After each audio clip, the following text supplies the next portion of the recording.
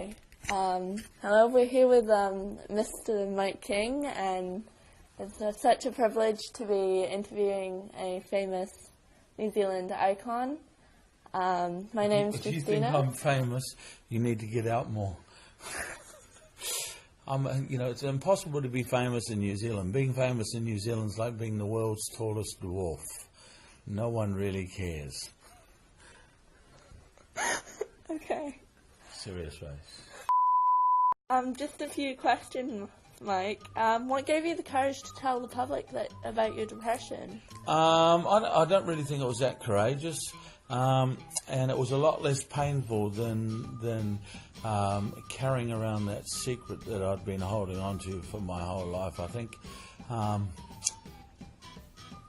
trying to keep my personal problems out of the public eye and pretending that my life was perfect was a whole lot more painful than actually opening up and talking about it. How hard was it to become a comedian? How hard is it to become a comedian? For me, it wasn't hard at all. When I was going to school, I had no self-esteem. I had a real lack of self-esteem. I didn't like myself. I was always extremely hard on myself. I always thought people were talking about me.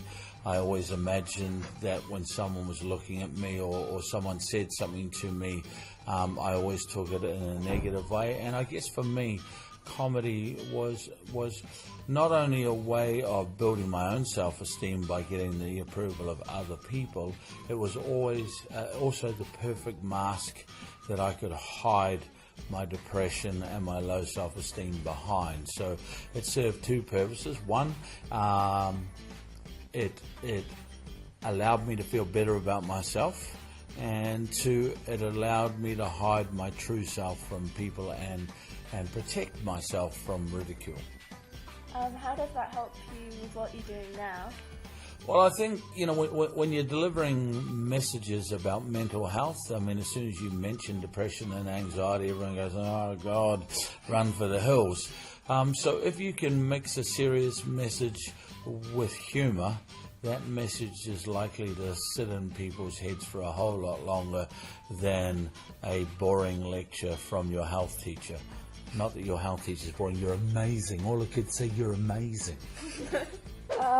What advice would you give to young people who feel that they don't have a voice or are struggling to find who they are? That's a tough one, because it's easy for me to say, all you've got to do is be yourself and go out there and face the world and be happy. But when you are having an identity crisis, it's really hard to just walk out in the sunshine and feel better about yourself. The problem is most people think depression's an emotion. And if you have a long walk in the sun, it'll all go away. It's not true. Depression is like cancer. By the time it's actually diagnosed, for a lot of people, it's nearly terminal. So the best advice I can give to young people who are struggling, try really hard to be kind to yourself. And just know that you're not the only one going through it. You see, when you have depression and you're hiding it from everybody else, you're not talking about it, so nor is everybody else talking about it. And you think you're the only one going through it.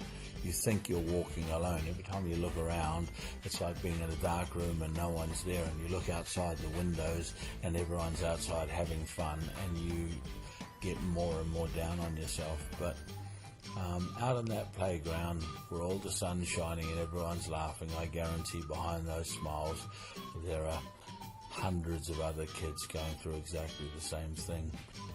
Thank you. Is there anything you would like to add? I'm amazing. I'm a celebrity. You're good too. Okay, that's...